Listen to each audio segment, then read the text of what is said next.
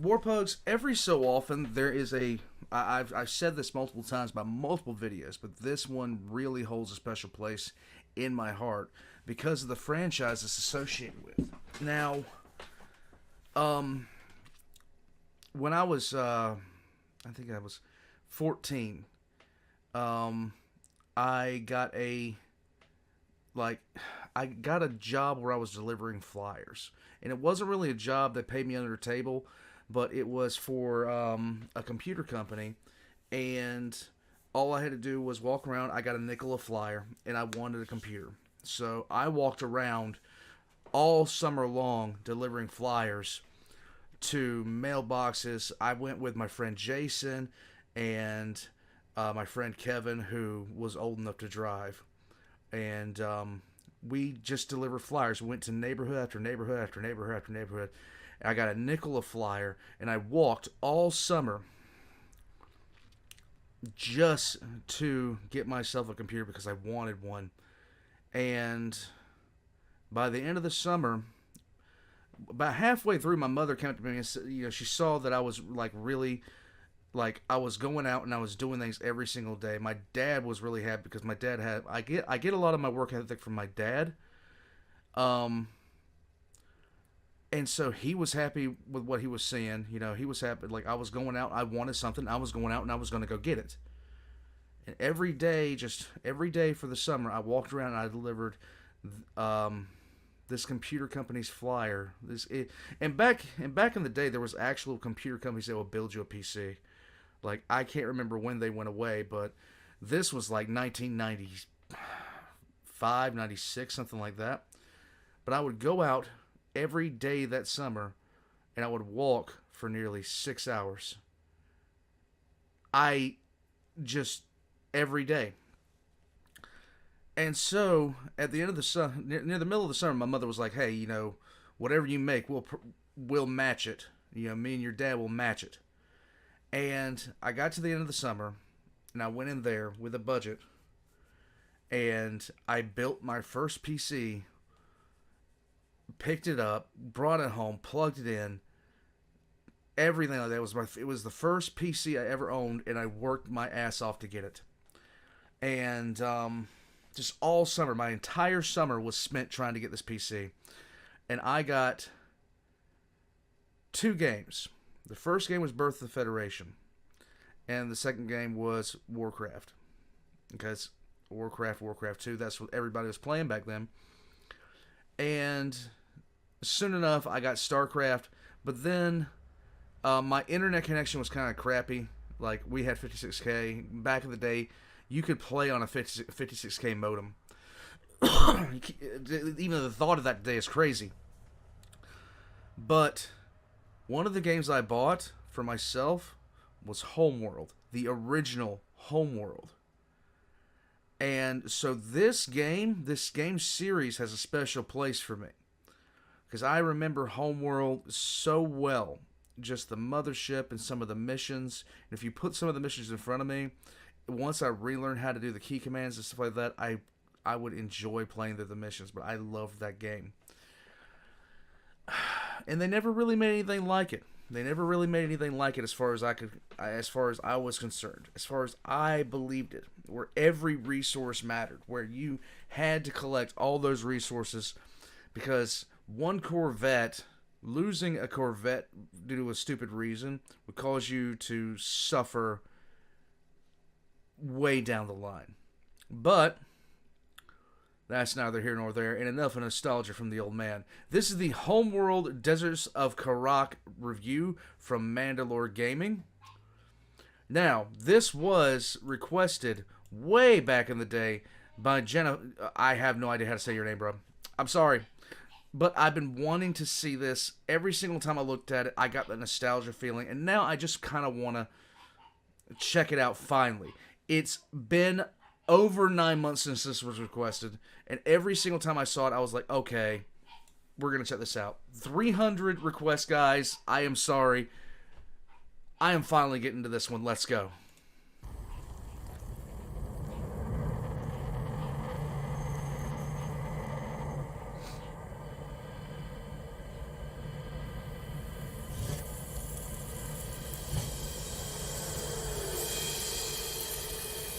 Legit.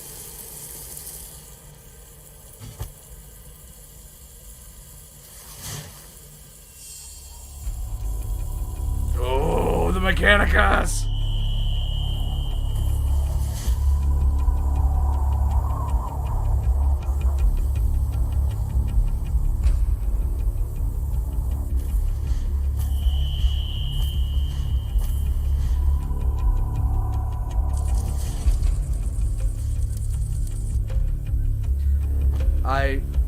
This music is very similar to the music that was played in the original.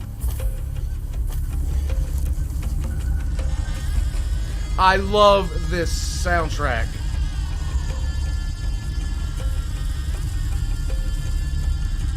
Stand by. Power to line.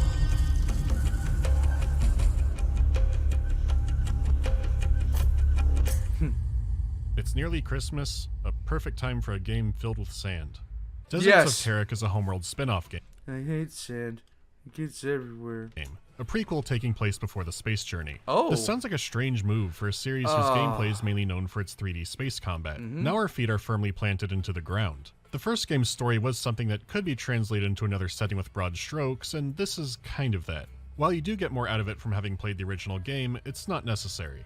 In fact, playing this beforehand could make going into the first Homeworld blind a lot more impactful. Usually release order is the way to go with most games. But this is a rare case where I'm not sure which I would recommend first. Gameplay-wise it's simpler, but other games expand on these mechanics. You then go into them familiar with aspects like the Sensors Manager before full space combat.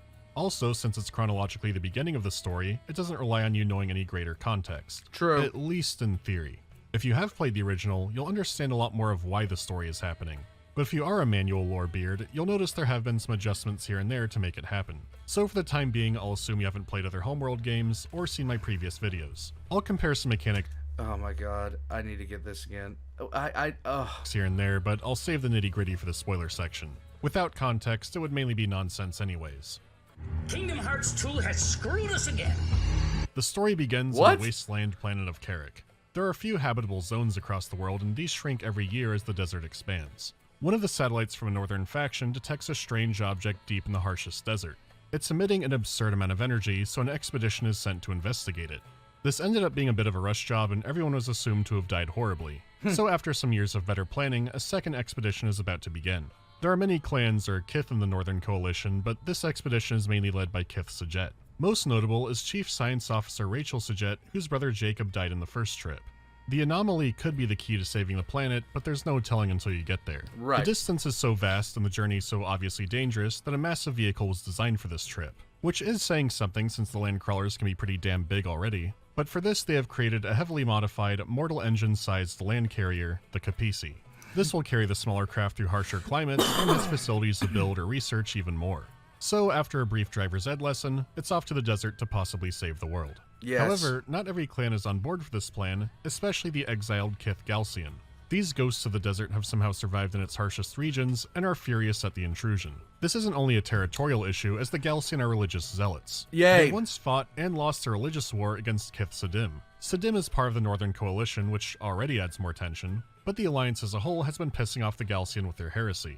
The god Sejuk is wrathful, and so are they. For generations, you have violated the first commandment of our Creator. By entering into space, you seek the stars. Now you invade our lands for the second time. Diplomacy has failed. Oh, We can tolerate you have broken the non-aggression pact. this no longer. The suffering of this war will be nothing compared to the wrath of Sejuk. Long live the people of Karak.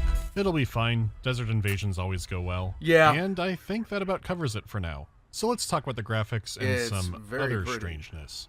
When it comes to art direction, there's a lot I I have not seen Homeworld Remastered. I am getting the feeling I'm going to want to play it. like about the game. All the Coalition vehicles are industrial brick shithouses, but there's still a sleekness to them. You get the sense they were designed to be super utilitarian rather than anything pleasing in mind. Plus, any little greeble bits and pieces would likely be ripped off by Karak's hellish sandstorms. True. It does have that Supreme Commander effect where sometimes I forget the scale these things are operating at. Where your light attack vehicle dune buggies are actually the size of a semi-truck, and your basic tank is roughly the size of a house. Hell, the shell casings alone might be big enough to qualify for a mortgage. They're more like heavy construction vehicles, and they might have started that way, hauling ore and other valuable materials from the unlivable parts of the desert to the habitable zones. Okay. The vehicles are huge, but generally built wide over tall.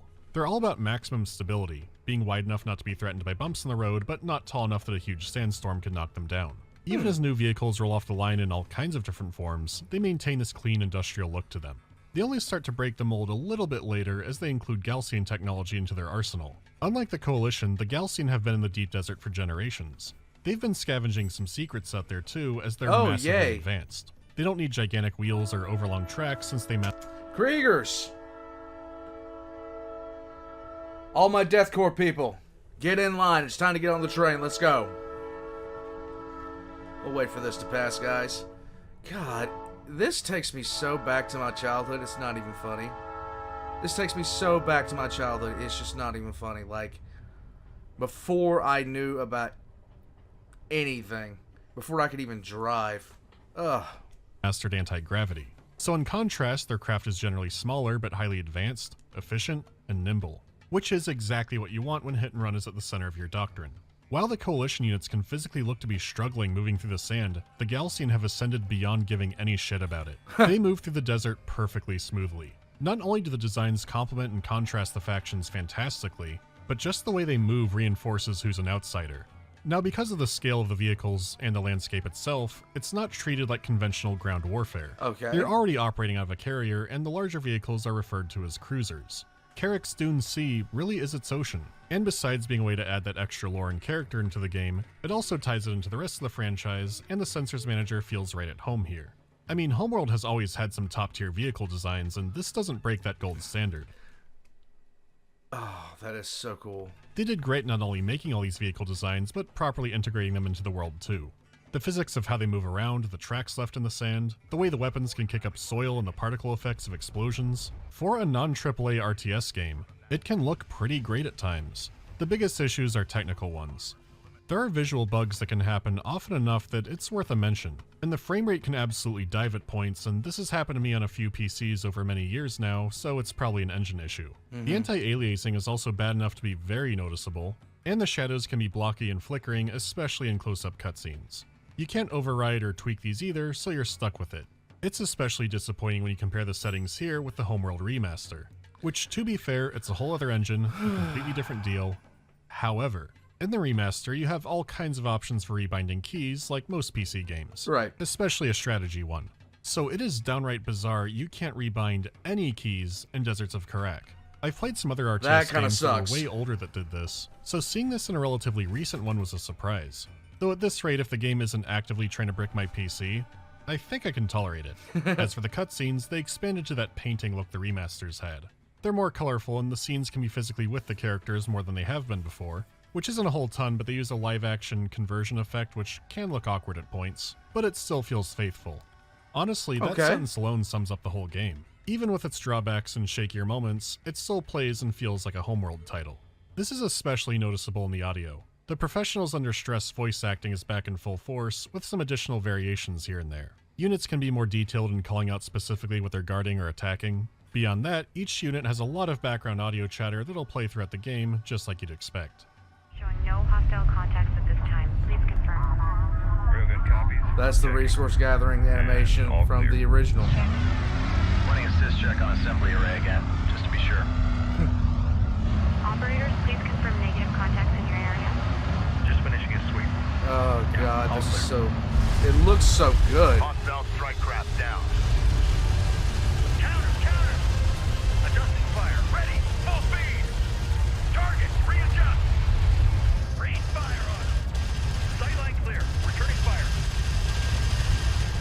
That looks awesome. Once again, this layers perfectly into the battle soundscape, which already sounds great on its own when it comes to effects like weapons fire. They can even have different reverbing effects based on distance, and turning a nerd into a particle yet known to science has never sounded better. Solid vicinity. Fire at will.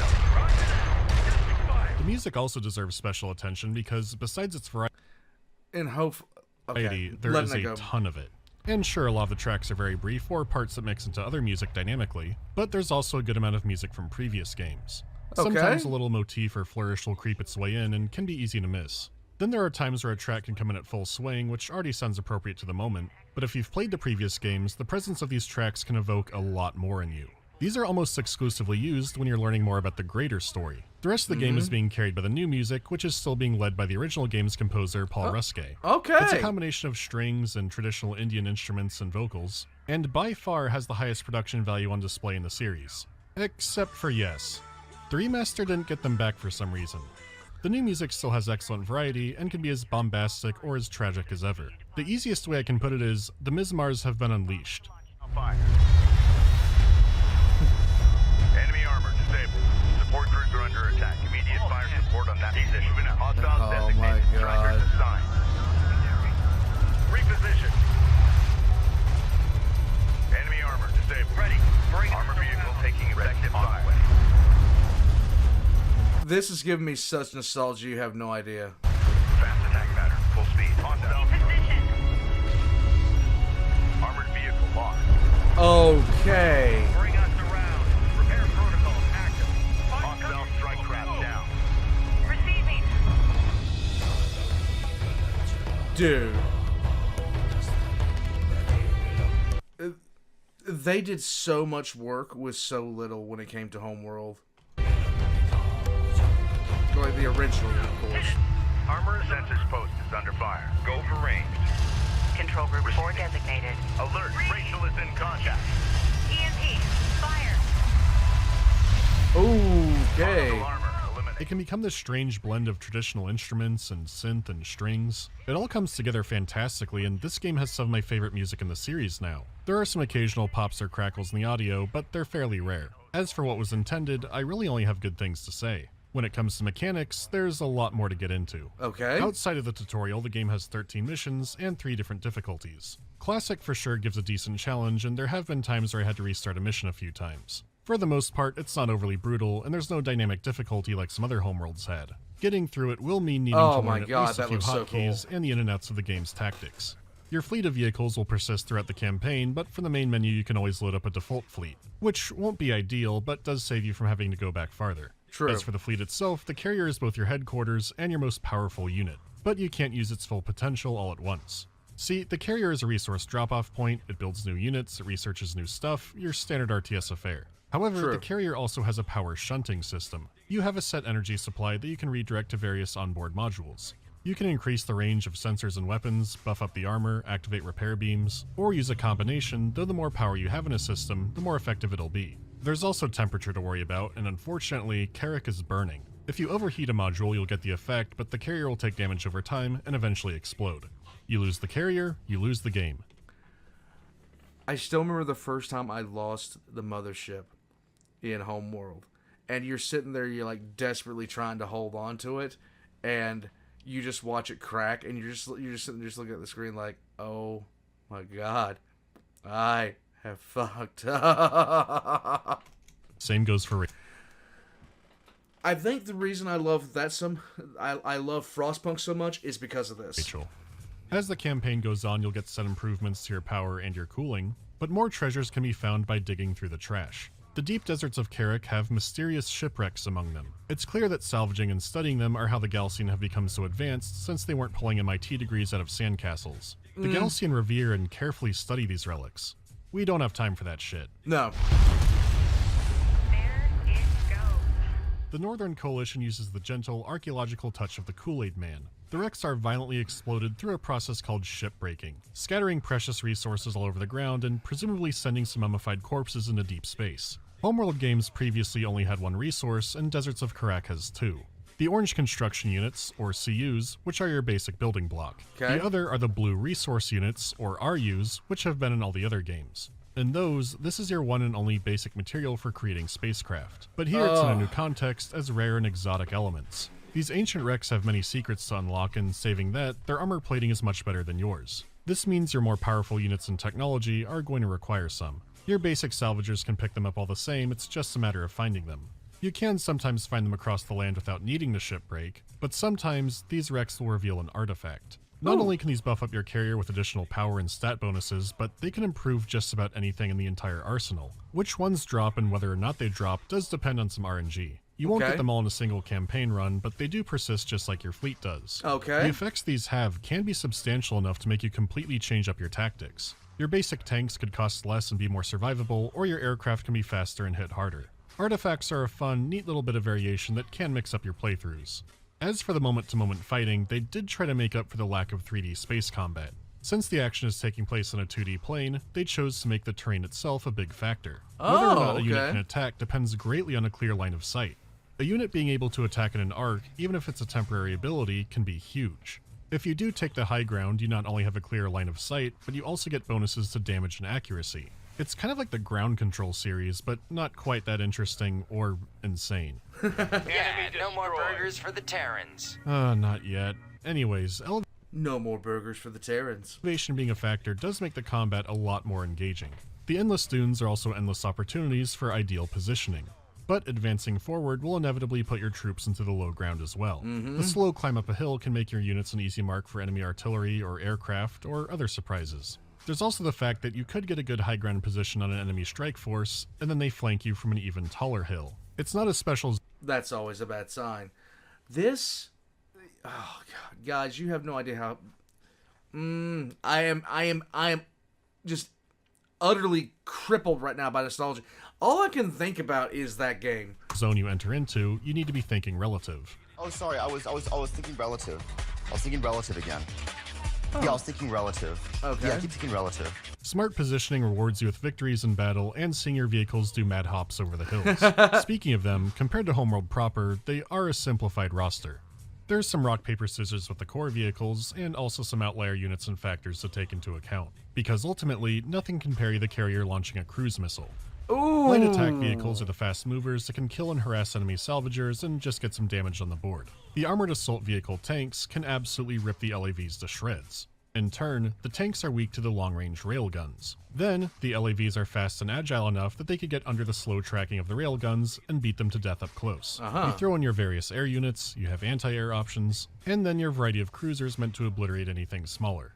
I am oversimplifying it, but you're working with about a dozen unit types, including the carrier. Okay. More emphasis is put on individual unit tactics. Almost every unit has at least an active ability or two. Whether it's tanks popping smoke to block line of sight, the LAV's speed boost, and all other kinds of tools you unlock through research. This is pushed even further by unit veterancy having multiple tiers with all kinds of effects. A battle in Homeworld could go partially on autopilot while you bounce around the sensors menu, controlling different fronts. Here, small-scale engagement is the name of the game. You can't just assign some guys to a support cruiser and send them off. The repair range is much shorter than the space equivalent, and the AI isn't as well behaved. You have lots of abilities to cast and positions to move to, so you're not babysitting them needlessly, but the smaller scale makes it a more tactics-focused game. Even the signature unit capturing is reduced down to one at a time. Rachel can hack a unit that can return to the carrier with a long cooldown and for a resource cost.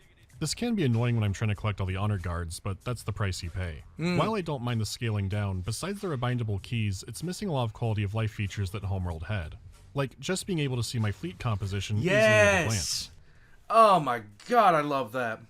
And while the action is scaled down, ironically, I feel a lot less in control. There are no formations and not much in the way of unit stances. That and this is one of those games where the pathfinding can get stuck in an obstacle. It's still That fun sucks. to play and really satisfying to pull off a good flank or a combined arms maneuver, but I do feel a disconnect and less responsiveness from my forces that I didn't have in the previous games. It's overall a smooth ride, but I can feel some clunk. The archaeological data alone would keep our scientists busy for years. I would give anything to meet the people who engineered this technology. Talking vaguely about the story, there is something to be said about how the missions Isn't she the one that got plugged into the damn ship? are structured. The expedition into the unknown is a template they're carrying over from Homeworld. Except how this is carried out more resembles Homeworld 2, which is largely a war story. You're crossing over absolute oceans of sands and history. And with the exception of a single mission, you are always fighting the Gaussian. Beyond, a lack of variety, this also makes the game lack scale. Crossing a large continent, or hell, a large country, imagine how many cultures you'd come across. True. In Homeworld, you fight raiders and empires, religious zealots, ancient anomalies, and sometimes just the hazards of the environment itself. This keeps things fresh and actually gives you the feeling of discovering new places. While you do get a few kinds of desert, fighting the Gaussian over and over makes it feel so small. There's a mission where tornadoes are a map hazard, but they're not the primary threat. And this is taking place in an area with millennia of crashed ships. You could do all kinds of stuff with this. Yes. There could be a weird insulated survivor culture in one of the wrecks. Maybe one of these was carrying drones or bioweapons or some kind of other science experiment. Even forgetting the wrecks, how about a group of raiders around a reservoir? Maybe there are Soban mercenary breakoffs, just anything. I guess my point is, when Odysseus got lost at sea, he didn't keep landing on an island with a Cyclops. What missions you do get are your RTS regulars. There are some that take advantage of all the game's mechanics and give you a lot of options, but not nearly enough, and it's already short for a strategy game. It could have benefited from some short, simple missions that also help with that scale. Like, maybe there's a massive sandstorm and the Capisi has to travel through a dangerous ravine with enemies in the cliffside. The issue now is the number of mechanics outrun the missions. This is most noticeable when Mission 10 just dumps research on you. Brand new vehicles and abilities for them, abilities for what you have already. It's so abrupt I can't shake the sense more was planned. As for the writing itself, it does try to set up a lot, which won't pay off until the other games. Okay. The greater implications they add to the story are interesting and sometimes confusing. A lot of the character drama does fall flat to me, and we've run into another old issue. Homeworld and Cataclysm had wonderful manuals, but you didn't need to read them to enjoy the game. No, you didn't. Homeworld 2's manual was brief about the lore, but it had a 30-page PDF on the CD. This gives a lot of context that really needed to be in the game properly, but even with it, it's still a messy story. This time around, we have a fully interactive expedition guide, and it keeps up that spirit of being in the setting. Okay. As usual, there's lots of cool stuff here. You can learn about the history and culture of the planet and the Kith. There's an interactive map of the planet and expedition, a timeline, a viewer of all the vehicles in the game, and lots of behind-the-scenes stuff. Maybe most importantly, Rachel Sajet has a lot of character history and development here that's only vaguely hinted at in the game, or reveals that could have come up in the game but instead are meaningless. Like, Okay. the second expedition was launched early just to distract the Galcian. This could have been twisted even more, like maybe finding the object was the Capisi's secondary objective, and the real one was wiping out Galcian leadership. This could have given Rachel and the others some interesting conflict, and made it stand out from the one-purpose journey from Homeworld 1. The expedition guide has good story elements, they just don't show up in the actual story. But the worst part is, this isn't something you access from the main menu, it's a separate program that you pay for. When it's not on sale, the manual costs you $6, which is a gearbox of an idea. If this was in the main menu, it would not only be well received, it would have also gotten people more interested in the Homeworld franchise. True. Someone could have read it and then went out and bought more of your games. Instead, it's an obscure application that they want people to pay for, which is beyond stupid to me. To give some consolation, this doesn't magically make the game's story better. It gives an explanation for some strange events, but not a whole lot of depth. I'm getting into spoilers now, so if you don't want those, go to here. Okay. Okay, Let's get first let spoiled. me get this out of the way. For me, a lot of the mysticism of Homeworld was carried by them finding a single ship in the desert saying that they weren't alone and this wasn't their home. Their exile was so far and their punishment so severe that no one else came to check in on them, besides the Tidan just paying off some raiders to monitor the system. Now that a large part of Karak is essentially the Space Bermuda Triangle, that seems a lot less special now. Anyway, here are the broad strokes. After the Capisi is launched, the Galcian attack. They destroy the base it came from and many others. They lay siege to the Northern Coalition capital. It's not like everyone behind you is completely dead, but it seems to want to capture that tone. You're also not completely alone because a Kith Sadim carrier also escaped. They're always out to murder the Galcian anyways, and they flank you on your journey. There are several missions where you battle side by side. You directly save their carrier, and they prove themselves to be a valuable ally. Again, this also makes the campaign feel more like a war instead of an adventure. On discovering the carcass of the first expedition's carrier, Rachel's brother, the first officer Jacob, has been alive longer than she thought. He was on the path to finding something which isn't clear, but there are clues. While there are wrecks that clearly plummeted down onto the surface, not all of them are this way. Some of them are in nearly pristine condition or entombed inside of solid rock. They couldn't have possibly crashed here, they materialized here. Why this is happening is never actually said directly. What is clear is that this is once again the work of one of those magical hyperspace cores. Its energy is so powerful that it was affecting ships passing by in orbit, either causing their hyperdrives to malfunction and rematerialize inside the planet, or it simply pulled them down to get bonked. Whether it was rigged to do this before the exile, or it's malfunctioning, or the will of Sejuk, it's not known. Jacob was captured by the Galcian, but he learned about the core's most notable victim. It's a Tidan carrier, but due to the lack of information they have, they just think the carrier was called the Tidan. While the Galcian were picking through the wreckage with reverence, there were some things they simply didn't understand. Right. One of these being the trigger for a powerful weapon, which Jacob yoinked before escaping. The Galcian believe the object's site, the Kartoba, will allow their leader to rule the world if he simply enters it. Sadly, the Galcian are having trouble with this. Oh my god. The Tidan had partially fulfilled the mission. The ID transponder signal originated from a wreck. Oh my A god. military capital ship that renamed Titan. The Titan deployed the orbital weapon, then suffered the same fate as the other wrecks, crashing to the surface before the weapon could be enabled. I absolutely love this soundtrack.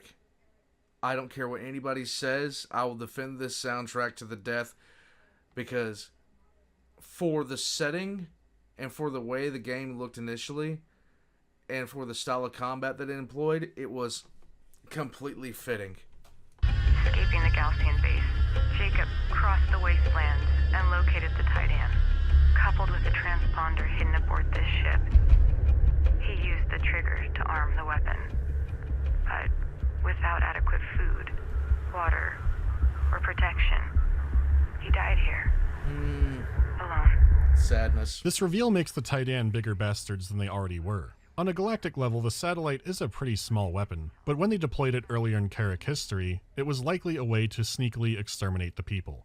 So you need to retrieve the transponder to not be zapped from orbit, but you and the Sidim stop for an aerial resupply at the last landing strip for thousands of miles. It's the final stretch of the journey. To our coalition brothers and sisters, you have inflicted great devastation upon the Gaussian scum. For that, we applaud your bravery. We will not forget your sacrifice. But our time of ascension is at hand. Only the Sidim and our Kithsa are of divine origin. Only we can claim the bounty that lies at the heart of this desert. The first city and its secrets belong to us, and us alone. Yay.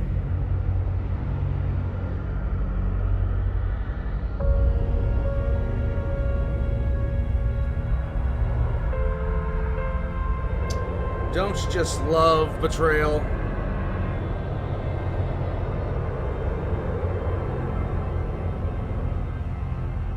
This cutscene is executed and framed gorgeously, but what? The few bits of history I told you about the Sidim were all from the Expedition Guide. The gritty details are that the Gaussian believed that people were placed on Karak by Sejuk purely to suffer. Venturing into space is escaping his divine punishment, so it's heretical. As for the Sidim, they believe their bloodline is divine. They alone are descended from God, and everyone else is a native of the planet. Their history is filled with brutal examples of their caste system and how they treat any non-Sidim clan. The game itself has a character going, "Those Sidim sure are stuck up." In context, this is like someone saying, "Yeah, apartheid was kind of lame." Without that context, this seems completely out of nowhere, and even with it, it still falls flat. It comes across like an excuse to give you something else to fight, even if it's for just a single mission. Right. You fight with the Sidim for control of the transponder, and the way forward to the anomaly. The mission has one of my favorite music pieces in the game, but there's not much behind it. The mission itself is a lot of fun, squaring off against a similar near-mirror carrier force instead of a death valley. The betrayal is so abrupt and cold after everything you went through that even if it makes sense canonically, it still comes across as underwhelming and not developed, especially since the game itself won't give you that context. Right. On the other side, the Gaussian have a lot more going on, which is appropriate since you see them most of the game. The details may be off, but the origin and tenets of their religion are completely correct. The truth that echoed through the ages is that the people were placed there as punishment. If they try to defy this, all will be destroyed from the heavens. This will be exactly what happens. It is similar to Homeworld 2, where a hard truth becomes magic, religion, and prophecy over time, but here it's a lot stronger because you know exactly what they're referring to. Right. If you haven't played the original game and do after this, you see the planet you fought across get completely melted and learn that the Gaussian were right. So there's an underlying tragedy to the whole campaign, but it does undercut itself slightly. They establish the fact the desert is spreading and life might not be sustainable here in a few hundred years. Making it a doomed world cuts out the Gaussian idea that they can settle there forever. Right. At the same time, the Gaussian are your enemy, and they want to sit there and accept punishment for events they had nothing to do with. Still, when you reach the Kartoba site and... I always think that's an utterly stupid notion. You should never be punished for the sins of your fathers. It's utterly ridiculous, yet we do it all the time. In fact, human history is kind of like buried in the middle of that. face off against them, it is for the fate of the planet. They've come with all their might and their flagship, which absolutely pukes out units on classic difficulty, by the way. Gaussian air units inbound. Boom! And your final victory, even if you don't know what's coming, it still ends on a tragic note. Seek his forgiveness before it is too late. Step into his light and be absolved. The final note is appropriately hopeful. Taken by itself, not much is revealed. All the wrecks they find do better explain how they're able to go toe-to-toe with other ships when they do go into the stars, but the Kartoba itself, and later bringing in the hyperspace core idea, seem to do that already. This also opens up a bunch of little lore nitpicks that I won't get into, but it does a good job setting up concepts for later games that you would only find in the manuals, even if you still need those, and there isn't much to the interpersonal stories here. After that, you can play around in the skirmish modes. Oh. For multiplayer, there are dedicated Discord groups, but overall it's pretty quiet. This is also where you'll find the game's DLC factions. The Soban, which are a remix of the Coalition, and the Knef, which are a remix of the Galcian. These came out shortly after launch, and man, I wish they were integrated into the main campaign. The vehicles and tech are slight remixes of the usual suspects, and the carriers have new powers and systems to play with. If you're not invested in the skirmish modes, these packs are skippable. Skirmish doesn't have a lot of maps, and only one game mode beyond the Annihilations. You'll either become super invested in this, or bounce off hard like most people do after the campaign. It can be fun, but I've never been tempted to boot up this game again for skirmish like I have with some other RTS games. For me, it gets repetitive too fast, and even with DLC packs, there's just not enough variety to really carry it. As for the main game, it'll be 90% off on GOG for a while in the pinned link. I think Deserts of Paris is a good game, but I can't help but imagine how great it could be if it just had more time. The art design and music and tone, it's all there and fantastic. The gameplay is there too with solid ideas, it just felt like it needed more polishing beyond just all the bugs. Even with the shortcomings, it is a proper Homeworld game. If you never tried or liked those because they were too intimidating, you might like this one a lot, and could find them easier to understand after playing the ground game. It's rare to have a prequel where mechanics are simplified, but so in a way cool. that flows better into so many games that you play, like from so many games like this I have played that would just show the unit blowing up in the middle of the air. This one actually crashes. Games that came before. I love it. They expanded on some elements to make it engaging, but not overwhelming. It could have been better, but a space game managing to successfully shift like this is impressive. If you're new to RTS games, or like Homeworld a lot, there are plenty of good reasons to check it out. Why haven't I played Homeworld Homeworld more again? giant landcrawler games. The imagery of these capture my imagination. Well, have a great holiday season, and consider watching the greatest Christmas movie ever made, Batman. Don't let that cover fool you. This what was that one that me and the hospital watched for a Christmas movie? It was oh god, Violent Night. Probably one of the best Christmas shows I've ever seen before. This is not a joke.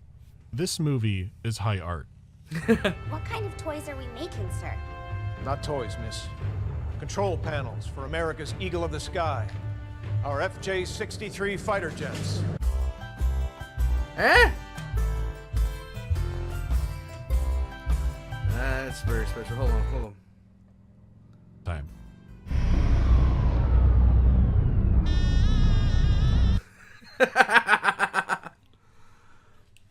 You know what?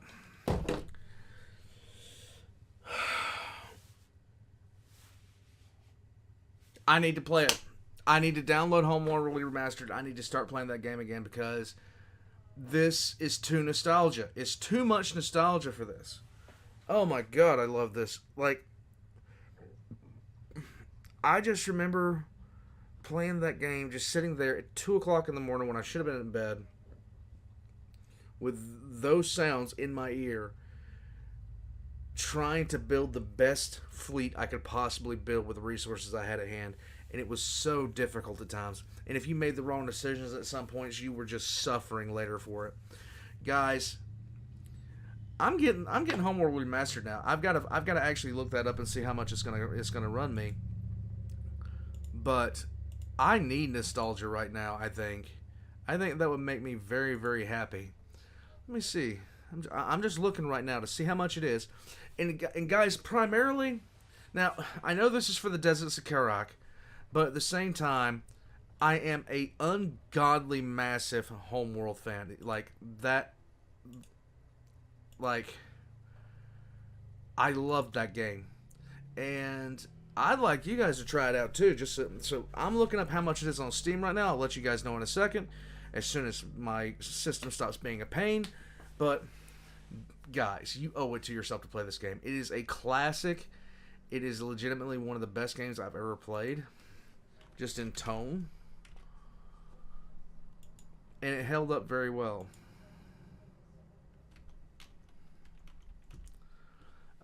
Homeworld Remastered. There it is.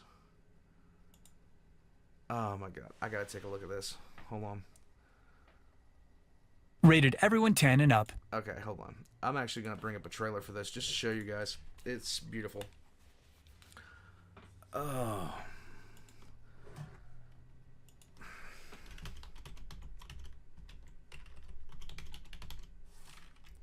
Oh, was this made in 1999? Then I'm an idiot. Okay, hold on. This is the trailer for the original Homeworld. Here we go.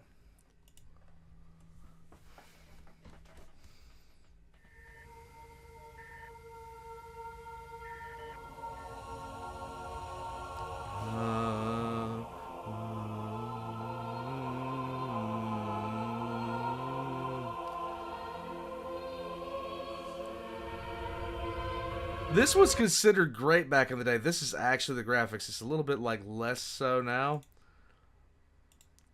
But I love the trails. I loved it. Oh god, look at that. That is so cool.